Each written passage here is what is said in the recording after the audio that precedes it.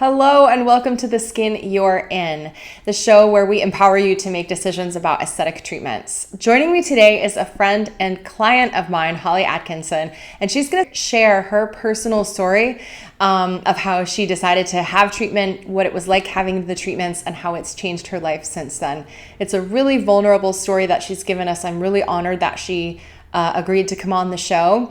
Please give us a like and a follow if this is helpful for you. And don't hesitate to contact us with content ideas and comments. Enjoy.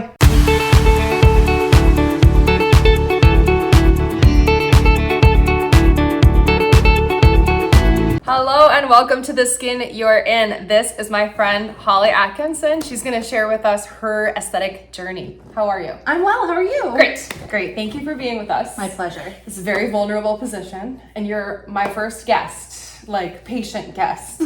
So it's really ballsy. Thanks. Thank you. Of course. So will you tell us about yourself? Tell us about your family. Yeah, of course. I'm Holly. I've been a nurse forever. I grew up in Manchester. Now I live in Epping with my husband and my 2 children. Andrew just started first grade this year, so a big milestone for our family. And Sophie's almost a year and a half. She came in like a lion, but she's a lot of fun. Oh, yeah. Fun. Yeah. So when was the first time you ever had treatment?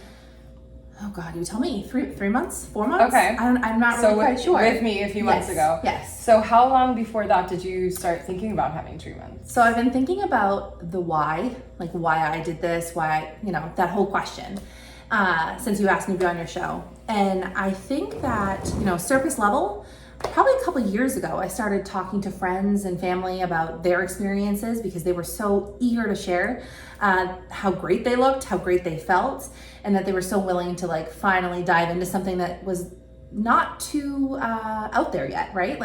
Aesthetics really just hit the mainstream probably 5 to 8 years ago. Mm-hmm. So anyway, their vulnerability and their ability to share with me their experiences kind of piqued interest. And so I started to do a little bit of my own research, and I still didn't make the move, which was so interesting about it. So I started to dig a little deeper into myself, and I remember that as a child, I had really bad body image issues, from when I can remember. And I think at the time I didn't really know how to cope with them, the anxiety around it. So I was a really good student. I dove into education. I was nearly straight A's. My senior year of high school, I didn't even take lunch. I took French instead. I was an overachiever, a perfectionist of sorts. And now looking back, I'm much older and I can kind of think back on it. And I think that was a lot to do with the fact that I was just covering up the fact that I was so insecure about myself. So I had to be good in something. Mm-hmm. And now I'm older, much older, a little bit wiser perhaps. And I'm a wife, I'm a mother, I'm a leader, full faceted, right? I have all these different parts of me and I still lack that. But to be able to continue to grow and to instill confidence in others, I need to find a way to get over myself and be confident. And this was kind of the thing for me. It's kind of like when you go to the store and you buy new underwear. Nobody can see, nobody can see that you have new underwear on. But you feel better, right? You feel sexy, you feel better about yourself. So this is one of those things where nobody knows, well, I suppose the cat's out of the bag now, but nobody knows that you're getting these treatments, yet you walk out every day with a little chip on your shoulder because you feel better about yourself. It's about that inner confidence. Mm-hmm. So that's kind of what I decided to throw caution to the wind. And obviously you were a big part of that too because I trusted you. And here I am. And I'm throw so caution to the wind, yeah. Well, actually, it's really interesting that you bring up all those facets of your life because I don't know if you know this, but my kind of motto here at Releve is that you're a whole person all by yourself. You are not defined by the people around you. Very you true. are a whole person. And it almost sounds like that's where you were getting I am a wife, I am a mother, I am a leader, I go to work, but I'm still a person. Mm-hmm. And I still deserve to feel confident. Yeah, even further than that, when you have that confidence, you're able to be better at all those things. I'm a better leader, I'm a better wife, I'm a better mom because I'm not thinking about my insecurity. Mm-hmm. So I think it's double. But yeah, 100%. So was there anything specific that held you back, like specific things you were worried about prior to getting treatment? No, I mean, to be completely transparent, it was money, and to make sure that like we could fit that into our crazy life. My husband's incredibly supportive, thank goodness. So he was like, you go do you, like if this is something you want. But that was probably the biggest thing. And then also just not knowing anybody in the profession. I started seeing that you were taking courses and opening this place up, and obviously I had known you from our years together at CMC, and I trusted you, and it wasn't about the fear of like getting needles in my face, but knowing that like I knew someone that would put needles in my face made it a little better for me. Yeah, so sure. it's just that trust, and that you have to, like you said at the beginning of this conversation, this is a very vulnerable place. So you have to be completely honest with yourself and the person that you're working with to be able to get the results that you want. So I feel like that relationship is really important. Did you ever feel apprehension, like people are like, this is embarrassing that I'm going to do this? Like maybe somebody in your family would judge you, or you said your husband's supportive. A lot of people don't have that, or that's something that they have to contend with. Like, well, he has to be supportive because he sees the finances. So, no, I wasn't shy about it. And honestly, I learned obviously from our discussion before we even touched anything that Botox doesn't kick in right away. So I remember him when I came home, he was like looking at me, he's like, oh, wait, nothing changed. And I was like, it takes time, because I actually didn't know that either. But yeah, no, I've been really honest about it, and people have commented, and I was like, I'm just like, yeah, this is what I had done. Here, all in my forehead. Brow lift. So I, not at all shy about it. oh, that's great. Yeah. Is there anything you can like specifically be like, this moment has changed for me before? Like, have you done something you wouldn't have done because of the way that you feel? I think it really just, I know I keep saying this, but it really goes back to my first conversation in terms of like the confidence piece. I am incredibly sometimes overwhelmed by the people I'm in a room with at work, because they're so sure of themselves and they're so professional and they're leaders, right? Like they're like the true definition of your entire life, what you thought you'd come to, right? They're very important people. And I'm sitting there like a fly on the wall.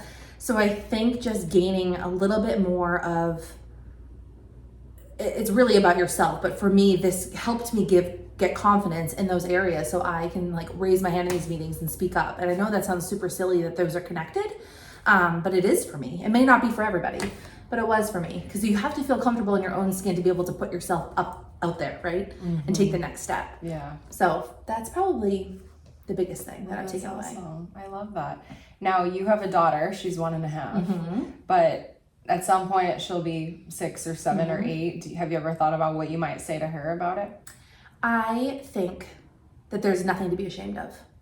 That's what I come back to. And the fact that, like I mentioned, it was no one's fault with me growing up about my body image issues. I just think that it was kind of ingrained in me. I don't really know how. My mother and dad were incredibly supportive of everything. So I'll continue to instill that in her. Like, do what you want. We trust you. We're proud of you. But also, if you're doing something that makes you happy, then that's really all that matters at the end of the day, right? Like, as everybody says, we're not here for a long time, we're here for a good time. And you can't take money with you, and you can't take experience, you can't do all those things. So like, just do what you want, obviously within reason, and be happy with yourself. And if this is what it takes, then I applaud you, right? Yeah. It's funny to think that like Botox was only approved by the FDA for cosmetic use in 2000. Wow. Yeah. Like I was an adult. Yeah. In 2000. That's so weird. Wow. Yeah. It was being used prior to that. Yeah. Right? And so more than that, we have like these social kind of cultural assumptions around things like Botox and filler, like you're going to be frozen, or you're going to look fake, or you're going to have duck lips, etc. And a lot of that, I think, starts with that early time in aesthetics, when we had very limited number of products that were a very limited technology. So they were being used like, okay, here, we're going to try this, basically. Right. The people back in the late 90s, early 2000s were like the guinea pigs. And yeah, it didn't look great, But actually, we've come a really long way since then. The products that we have now are much more varied. So we can use products differently to give much more natural results. So I wonder, or I hope also, and I talk about this a lot on my social media, is how I talk to my kids about it, because not being aligned with my values was something that I was really worried about too. And like, how do I represent myself to my kids? And what I come down to is like, it's really no different than makeup and hair dye. It's better. It takes way less time in the morning. I save so much time. I don't need makeup anymore. I wear very little now, very little. Which honestly, I think it helped. The fact that I don't need makeup and I go out without makeup on, I think that's a better representation. Well, like I won't say better. I don't like that word, but I like that I can show my kids that I walk out the door without any makeup on, and I take care of my skin. Yeah, but then I go out and I'm just me. This also has made me, that question that just jogged my memory, this has made me take better care of my skin, period. Really? Because coming in here, when it first started, I really didn't know the first thing about that. Yeah. I'm a girly girl when it comes to like dresses and painting my nails and doing my hair, but like, yeah, that's about where it stops. So learning what is good for my skin, what I should be doing for my skin, toners and good moisturizer and all that little stuff really does make a difference. Oh yeah. And you just, so many years I bought over-the-counter stuff and that you just didn't see any results. So I was like, why spend my money? Now, yeah, it costs a little bit more money, but I see results. And now I'm like petrified to miss a day. I know, right? Like, I know. I bring my products with me everywhere. But it changes the surface of your skin. Your skin looks different. What products do you use? Oh my goodness, you're gonna put me on the spot. I don't really know off the top of my head, but I buy them. You use an SPF every morning? Yes, that's in my moisturizer. And then I have, like I said, a toner, and then a moisturizer with peptides, and eye cream. I think that's about it. I only like now, does that, so when do you do that in morning and night, or just in the morning? So morning both, and night, morning and night. Was there ever a time when doing a skincare routine was like, ugh, I'm not going to do this? I didn't even take my makeup off before bed. Okay. So, like, that's where I started. So getting botulinum toxin, getting wrinkle relaxers was like, I'm going to you spend money on yourself, right? And you want it to last. Like that's, it's like when you buy a nice pair of clothes, you're not going to throw them in the wash with your towels and bleach. Like you take care of things that you spend money on. So I think that's kind of what it was. Like I want to protect my investment and continue on this journey because yes, this can be very addicting and I want everything that you do, but I can't afford it. So like this is a way to like keep between treatments, keep my skin looking better. And yeah, I think that's also great. It's like taking pills in the morning that you need, right? Like it's just a part of your routine, eating breakfast, doing these things that you need to do to make your body do its thing. This is another thing that you have to do. Yeah. Yeah. And I have patients that come in that for a consultation and they'll say, I'm really focused on anti-aging. That's what I'm focused on. And I'm like, well, the number one thing you should do is get on a great skincare routine. Because like you can do botulinum toxins and fillers and all those things, but they're not gonna, if you're not giving your skin vitamin A and you're not protecting it from the sun, you're gonna age. Right. Even with Botox. Right. Like you'll still age. So I think that's what you just said about the consultation too. That was a really big part of the process for me because when we came in, there was no pressure to have a treatment that day. It was very much of like, you sat me down and were like, okay, what do you want from this? What do you see as your own insecurities? What do you want to fix? And I didn't really think about that much before coming in here besides my forehead, because that was always something that bothered me.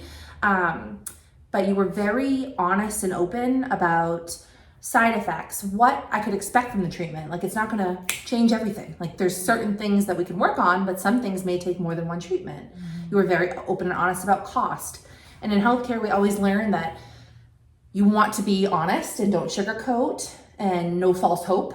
So like my brain appreciated that type of honesty and knowing exactly what I was kind of stepping into, which is another thing that kind of made me take that step to do it, right? That's really important. Well, you and I knew each other before you came in here, so that's kind of cheating.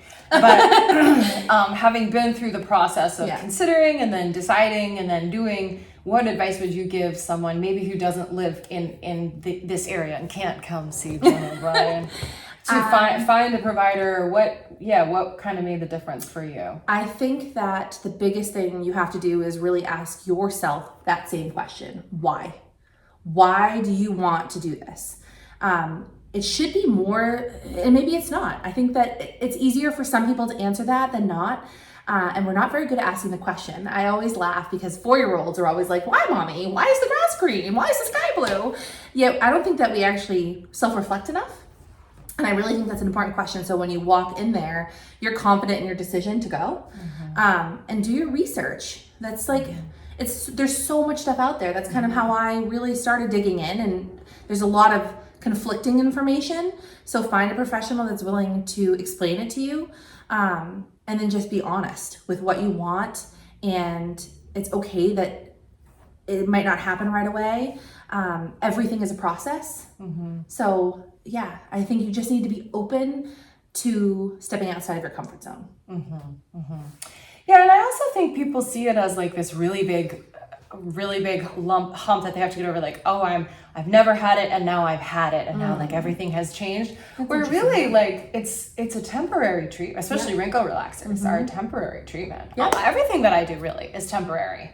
So in my mind, it's like, if you don't like it, don't do it again. Right. Like it's really not. But you will like it. Let's be real. I've never had anyone not like it. Yeah. I just had somebody else friend, and I said, some people think it feels weird, but I've never had anybody not like it. Oh my God. It doesn't feel weird. That's another thing we haven't really talked about, the actual treatment itself. Oh yeah. I didn't know what to expect, obviously. And you're putting all these dots on my face. I'm like, what is going on? But legitimately, if you're concerned about the actual procedure, that should not be what's holding you back. Because it's, again, I've just had the Botox, but it was, it's completely nothing to be concerned about. It feels like you're maybe plucking hairs. That's what I used to say, yeah. And when, like, it's a little bit of a sting, but it's kind of over before you know that it happened. That's the treatment itself is very pain-free. It was not a big deal. Oh, good. I'm glad. Yeah. Now you have had other treatments. Oh, I did. Not something you want to talk about? Oh, no, that's fine. I forgot my filler. I totally forgot. Yes, that's completely fine. That actually hurt less than the Botox. Yes. Well, yeah, you don't really feel it. Yeah, not at all. I'm shocked. very good.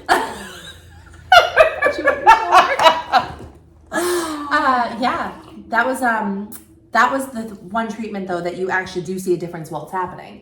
So that was very, holy moly, like this is crazy. By the way, I think you look fantastic. Oh, thank you. Yeah, what treatment did you have? I had the filler under the eyes. I have actually, we should clarify, it wasn't under your eyes, it's technically in your cheeks. Okay, perfect. Okay, because that's a different thing and I don't actually do that. Okay, great. Okay. I call them my meme eyes because my meme in growing up always had these huge glasses and they like sat on her cheeks like right here. So when she took her glasses off, she has these like saggy little cheeks right here, which is adorable now that she's 86. I love them. But anyway, they used to bother her and my mom has them and now I have them. So you went in and put some filler and kind of broke up the line on my face so the light hits it a little differently. Again, it's not a drastic change. It was just enough to kind of take the edge off for me because it was the next thing on my face that really bothered me. So yeah, it was a great experience. Yeah. I had a little bit of bruising, but no pain during the procedure, no pain after. The bruising was gone in probably about 10 days. It was not a big deal. Good. And that was months ago. Yeah, about 3 months ago. Yeah, so that treatment should last anywhere from a year to 2 years. Great. Depending. Awesome. It's not a very mobile area, so it'll last a longer time. Good. I could feel it under the skin for a little while. That was kind of, but it's gone now. That's normal. It's all dissolved. Yep. That's another thing that I think is interesting, and it's interesting also in like when you go, let's say you go on social media and you're looking at a bunch of different providers and they have before and after pictures, and some of them their before and after pictures will be very dramatic, like, oh wow, that person, you might say, wow, she looks amazing. You might also say, wow, that's a lot different. Yes. Those two things can be the same, by the way, at the same time. Yeah, beautiful and different. Yes, exactly. And different isn't bad. No. But I will say that 99.9% of my clientele does not want to look different. Actually, what they want is just to be less distracted by the thing that's bothering them. And I think that's a really profound but subtle difference. in that like you got cheek filler, but you didn't even get cheek filler on the outer portion. You got a little bit right here to soften the shadow so that the shadow didn't fall in a place that was distracting your eye. So when we talk about, you know, filler, people think, ooh, that's scary, or that's really different, or whatever. And some clinicians do it in a way that's also very beautiful. But if you don't want different, we can still adjust shadows to be less distracting. It's an important message because that's all about communication, right? Like you have to be really, like it goes back to what I was saying. You have to trust the person that's doing this, that you can have an honest and open conversation about the results you're looking for. Because if you go in there and just say, like I said, I thought it was under the eye filler. It's not, it's cheek filler. If I went in and said, I want under the eye filler, I would have had a completely different understanding. Instead, you said, what on your face is bothering you? And I said this. And you said, I can fix that. So that's that communication, though, that's really important to have. And you won't have had a chance to listen to it, but my last episode was on how to choose a provider and how to determine a little bit, like, you know, how to stop yourself. You go in for a consultation, that doesn't mean you have to be treated by that person. And you should really find somebody that's really right for you. I think at the end of the day, someone's touching you, right? Someone's doing something to you. You need to feel that you have all your questions answered. You need to feel safe. You need to have trust. There's a lot of things that goes into that. And there's no rush to step into something that you're uncomfortable in. This is not the time to make that choice. So people should really take the time to make sure that they are comfortable with whoever their aesthetic person is. Thank you so much for sharing your story. It was my pleasure. Thank you for having me. I hope you enjoyed this episode. I'd like to close today with a quote by Parker Palmer, who is an American poet and author. And he said, "Self-care is never a selfish act. It is simply good stewardship of the only gift I have, the gift I was put on earth to offer others."